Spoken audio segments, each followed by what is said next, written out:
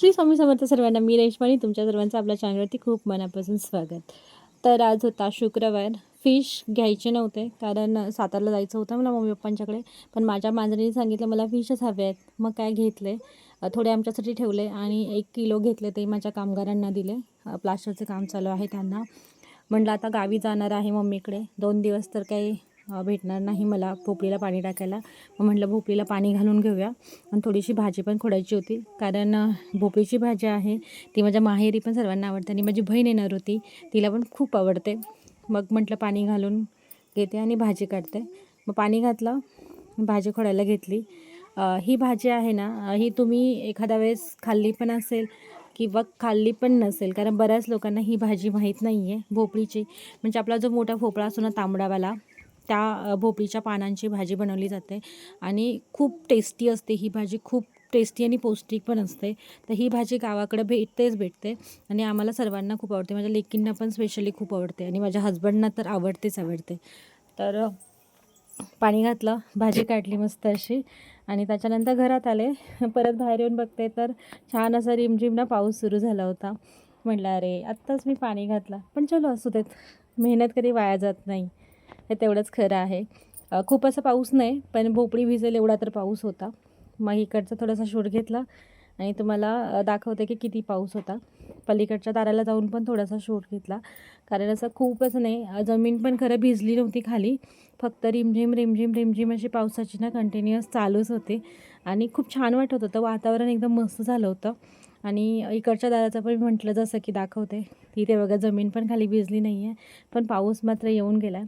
मग तयार झाले कारण मला 4:30च्या गाडीनी एस टीनी जायचं होतं सातारला आणि आत्या सासूबाईंना घेऊन जायचं होतं मोठ्या. मग हे बघा पिल्लू आणि आजी मस्त चालत आहेत.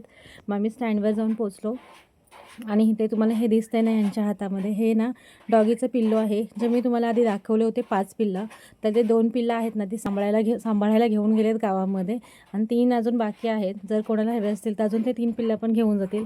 त्याच्यानंतर एस टी आली, एस टीमध्ये बसलो आणि निघालो प्रवासाला. मी स्पेशली इथे भर देईल की ह्या एस टीचे जे ड्रायव्हर आणि कंडक्टर आहेत ना, ज्या आमच्या वरच्या भागामध्ये ज्या एस टी येतात, त्यांच्या ड्रायव्हर आणि कंडक्टरना माझा खरंच मानाचा सलाम आहे. कारण एवढा सरळ असा डोंगर आहे, डोंगरातून जाणारा तो वळणावळणाचा रस्ता आणि त्याच्यातून एस टी एवढ्या व्यवस्थित चालवतात की तुम्हाला कसलाच धक्का लागत नाही. मी ना खूप आधी घाबरायचे एस टीमध्ये बसायला, पण आत्ता ना अजिबात घाबरत नाही. मग आम्ही पोचलो पायथ्याला असलेल्या गावामध्ये, म्हणजे आसनगावमध्ये. तिथे कोणाचं तरी घराचं काम चालू आहे आणि त्यांना वरती रेती घेऊन जातात, त्यांनी तिथेच उतरली. पण ती रेती हलवायच्या आधीच आमची एस टी तिथे पोचली. कंडक्टर आणि ड्रायव्हर आहेत, त्यांनी गावकऱ्यांशी डिस्कशन केलं आणि ती हटवेपर्यंत हटवली ती, पण ती होईपर्यंत 1 तास गेला असेल मध्ये. आणि त्या 1 तासामध्ये आम्ही एकमेकांशी खूप गप्पा मारल्या. 5-6 लेडीज होतो आणि एक छोटा बॉय होता. म्हणजे खूप छान अशा जवळच्या गप्पा झाल्या, मोबाईल नंबर एक्सचेंज झाले, खूप छान वाटलं. आणि त्या सर्वामध्येच ना वडापावचा सब्जेक्ट निघाला आणि वडापावच्या सब्जेक्टवरती माझ्या लेकीने माझा तिथून निघाल्यापासून ते वडापाव तिला देईपर्यंत प्रचंड डोकं खाल्लं होतं. आणि ते मग आजीबरोबर छान असे थोडे सेल्फीज काढून घेतले आणि समर्थ मंदिरला उतरल्यानंतर तिथे शिवप्रसाद वडापाव आहे, तिथे आम्ही तिघांनी मस्तपैकी वडापाव खाल्ला.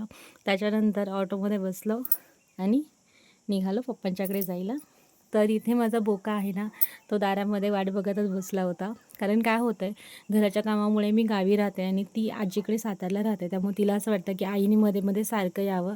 परत खूप आठवण काढत असते. खरं खूप डिफिकल्ट फेज आहे, पण इट्स ओके. तर इथे बघा माझं पिल्लू, भारी वाटलं मला त्याला बघून. मग सगळ्यांची भेट झाली, गळाभेट झाली आणि मग आता आम्ही घरात जायला निघालो. तर हा होता पूजेच्या आधीचा ब्लॉग. ह्याच्यानंतरचे ब्लॉग हळूहळू येतील. गावी रेंज नसल्यामुळे ब्लॉग टाकणं थोडंसं मुश्किल होतं आहे. तर चला भेटूया पुढच्या ब्लॉगमध्ये. तोपर्यंत बाय बाय.